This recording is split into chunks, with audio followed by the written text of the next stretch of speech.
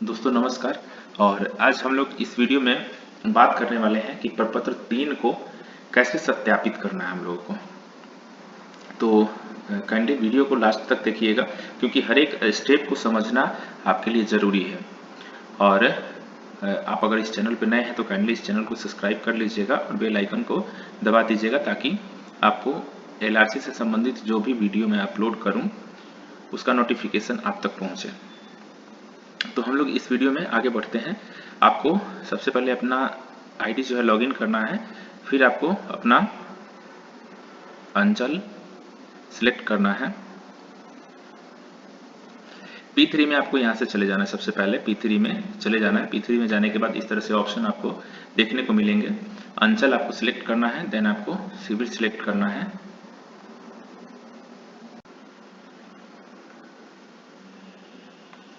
इस तरह से सिलेक्ट करने के बाद जो है आपको इसमें सीरियल नंबर पूछ रहा है।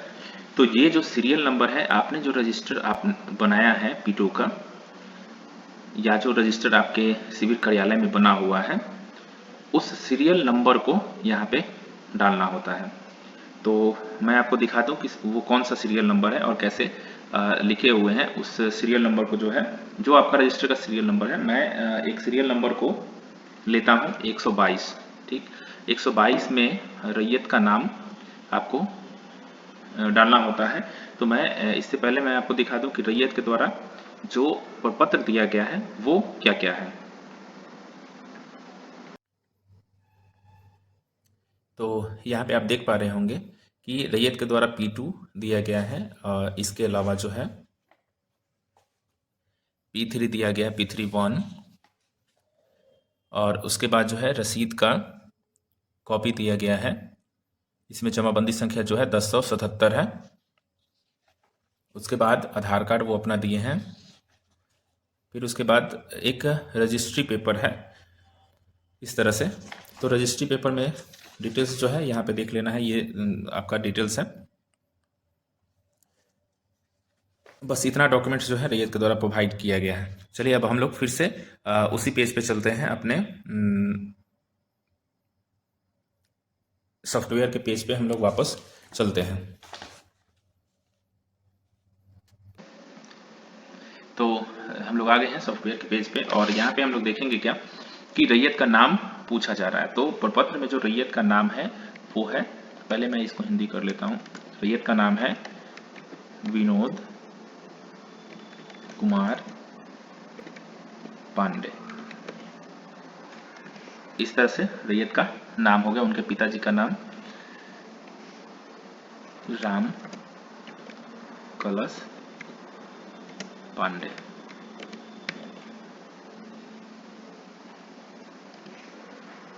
रैयत का नाम और पिताजी का नाम हो गया। अब खाता खेसरा का विवरण आपको डालना है। तो खाता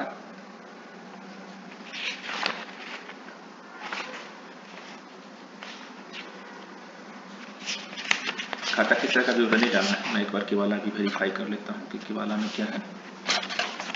उन्होंने जो भर के दिया है वो 457 और 993 वाला भर के दिया है।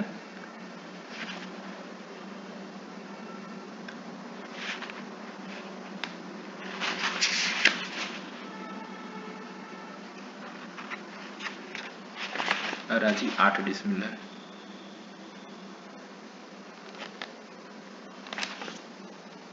तो यहाँ पे खाता संख्या मांग रहा है। तो खाता संख्या में मैं क्या करता हूँ, 457 उनका खाता संख्या वो डाल दिया। खेसरा संख्या 993 है, क्योंकि मैंने केवाला से भी वेरीफाई कर लिया, उतना ही है। और रकबा की बात करें तो एकड़ में 0 है, डिसमिल में 8 डिसमिल है। अब कह रहा है यहाँ पे ऑप्शन है कि किस अभिलेख से सत्यापन किया गया है। तो जमाबंदी से अगर हम देखें, जमाबंदी पंजी से देखें, तो इनका जमाबंदी संख्या जो है आपको क्या करना है कि ऑनलाइन जमाबंदी पर भी देख लेना है कि इनका दिखा रहा है या नहीं दिखा रहा है। तो मैं क्या करता हूँ कि मैं जमाबंदी पेज पे आपको लेके चलता हूँ। तो आप लोगों को क्या करना है, गूगल में ये सर्च करना है बिहार भूमि के नाम से, या डायरेक्टली आप बिहार भूमि भी अगर सर्च करते हैं, जैसे यहाँ पे आप बिहार भूमि सर्च करते हैं तो ये ऑप्शन आपको फर्स्ट वाला मिलेगा, इसको आपको खोल लेना है। और इसको खोलने के बाद जो है, इसको क्लोज करने के बाद जमाबंदी पंजी देखें तो यहाँ जमाबंदी पंजी पे आपको क्लिक करना है। जमाबंदी पंजी पे क्लिक करने के बाद जो है आपको ये ऑप्शन दिखने लगेंगे। इसमें आपको जिला अंचल ये सिलेक्ट करना होता है।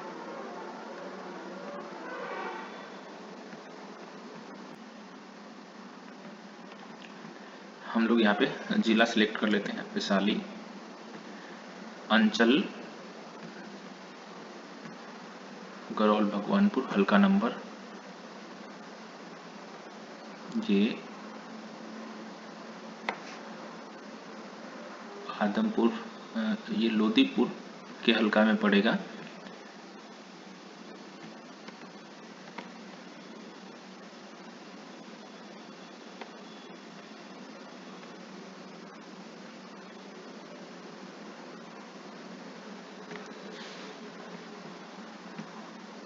यहाँ आदमपुर 17। आपके पास जमाबंदी संख्या ऑनलाइन रसीद उन्होंने दिया है, डायरेक्टली आप एक बार वेरीफाई कर लीजिए। 1077 इनका जमाबंदी संख्या है।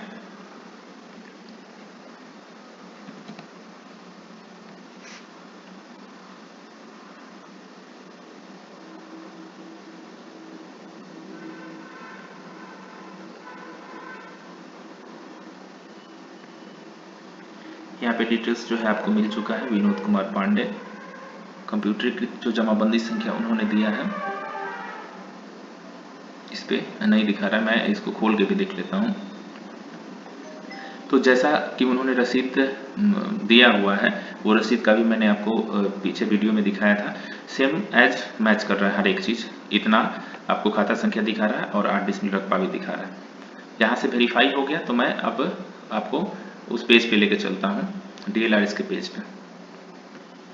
तो हम लोगों ने क्या देखा कि इनका जमाबंदी से मैंने वेरीफाई कर लिया है। अब जमाबंदी पंजी से मैंने इसको देख लिया है, तो यहाँ पे क्या करना है आपको, वो लाइन गलत लिखा गया, ऑनलाइन जमाबंदी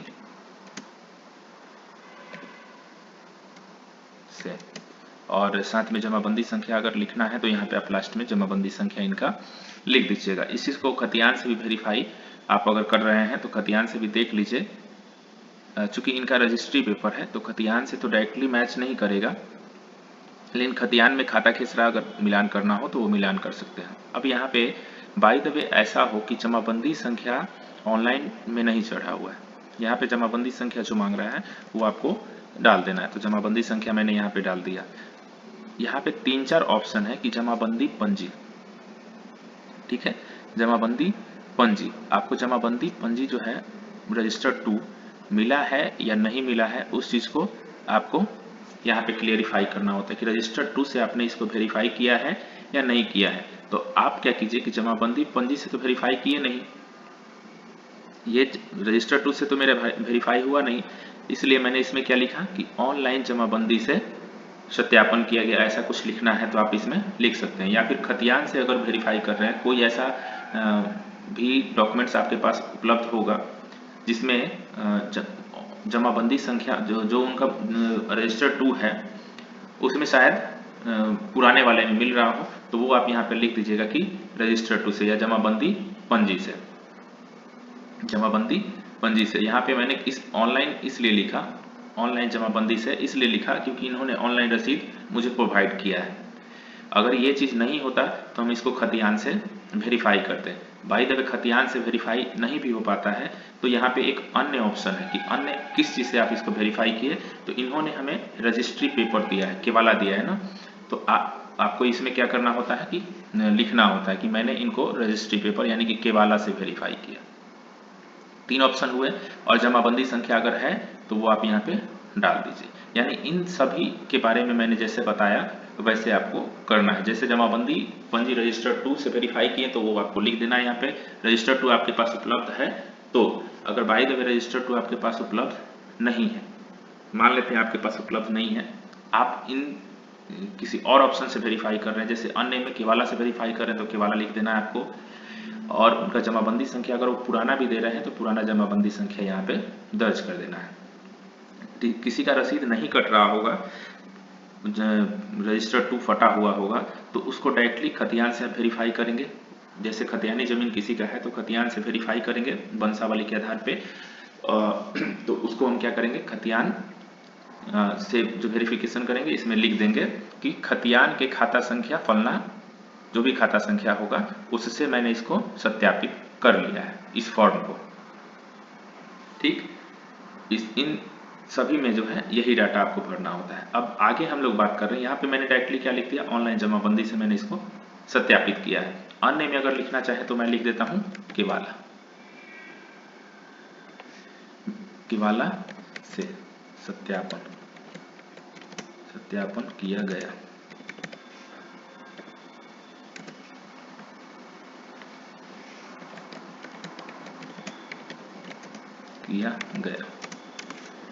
इस तरह से एक टिप्पणी जो है आपको लिख देना है। अब यहाँ पे कह रहा है कि भूमि जिसकी प्रविष्टि सही पाई गई। ठीक, तो इनका रजिस्टर सीरियल नंबर जो है उसमें हो सकता है कि 4 खेसरा हो, 5 खेसरा हो, 6 खेसरा हो, ऐसा हो सकता है। लेकिन मैंने जो आपको प्रपत्र इस वीडियो में दिखाया उसमें एक ही खेसरा है, तो मैं इसमें क्या करूंगा, इसको वो एक खेसरा जो है यहाँ पे मेंशन कर दूंगा। एक खाता संख्या ऊपर जो मैंने डाला है वही सेम उसको मैं मेंशन कर दूंगा।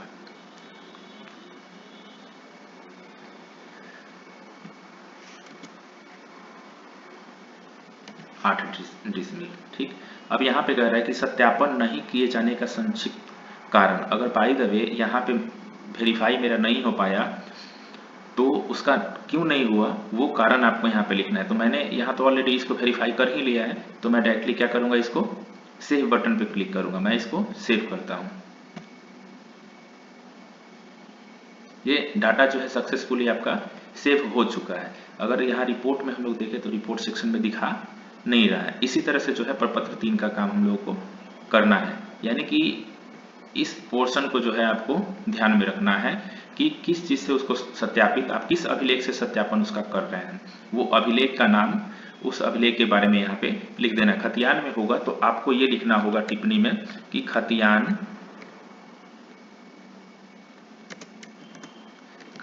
के खाता संख्या मान लेते हैं 15 है, तो 15 से खाता संख्या 15 से सत्यापन या सत्यापित किया गया, सत्यापित किया गया। इस तरह से आपको एक टिप्पणी यहाँ पे लिखना होता है। और अगर रैयत जो है 10 खेसरा, जैसे एक ही सीरियल नंबर में जो है 4, 5, 10 खेसरा है, तो ऐसे बहुत सारे प्लॉट्स होंगे जिनका सत्यापन तो आप कर लीजिएगा, लेकिन कुछ नहीं होंगे जिनका कारण जो है आपको यहाँ पे लिखना होगा। आप सत्यापन मान लेते हैं किसी प्लॉट का सत्यापन नहीं कर पा रहे हैं, जैसे उसको हम हर एक स्तर से कोशिश करते हैं कि रजिस्टर 2 आपको अगर प्राप्त नहीं है, बाय द वे रजिस्टर 2 नहीं मिला है, तो रजिस्टर 2 को क्या करना है, रजिस्टर 2 वाले कॉलम को हम छोड़ देते हैं। अब हम आ जाते हैं खतियान में। अगर वो खतियानधारी रैयत है, यानी डायरेक्टली उनका खतियानी वंशज है वो, तो खतियान से वेरीफाई करके हम क्लियर कर देंगे। अगर कोई केवाला दे रहे हैं तो केवाला से वेरीफाई करके क्लियर कर देंगे, या फिर अगर कोई केवल जमाबंदी संख्या दे रहे हैं तो उससे वेरीफाई करके हम क्लियर कर देंगे। यानी कि हर एक परिस्थिति में अगर देखा जाए तो आपके पास सत्यापन का रास्ता है कि हर एक प्लॉट का सत्यापन आसानी से हो सकता है। ऐसा बहुत कम केस मिलेगा जहाँ पे आपको विवाद का के बारे में मालूम चलता है, तो उसमें आपको क्या करना है, टिप्पणी लिखना है। उसमें क्या करना है, आपको टिप्पणी लिख देना है कि ये फलना प्लॉट पे जो भी चीज़ है, विवाद है या फिर टाइटल सूट चल रहा है, या फिर मतलब जो भी आपका रीजन हो वो रीजन यहाँ पे लिख करके इसको गैर सत्यापित कर दे, मतलब सत्यापन नहीं किए जाने का कारण आपको यहाँ पे लिख देना है। हो सकता है कि किसी रैयत के द्वारा जो है आपको केवल और केवल पेपर ही केवल और केवल जो है प्रपत्र 2 भर के दिया गया हो और इसके अलावा और कुछ भी नहीं भरा गया हो। ऐसा भी हो सकता है ना कि उसके अलावा कुछ भी ना दिया गया हो, तो उस परिस्थिति में जो है उस रैयत को कांटेक्ट करके आपको बोलना है कि आप अपना पेपर जो है जमा कर दीजिए और पेपर लेने के बाद उसको सत्यापित कीजिएगा। उससे पहले ऐसा ना हो कि आप, अगर वो बाय द वे उनको उनके पास जाके बताना है, समझाना है, पेपर उनसे ले लेना है फोटोकॉपी, उसके बाद सत्यापित कर लेना। अगर बाई द वे उतना के बाद भी वो नहीं देते हैं तब जा करके उसमें रीज़न आपको लिख देना है कि क्या इसका रीज़न है, उनके द्वारा पेपर सबमिट नहीं किया गया जिसके कारण जो है इसका सत्यापन नहीं हो पाया, और सेव कर देना है। बस यही आपको काम इसमें करना होता है।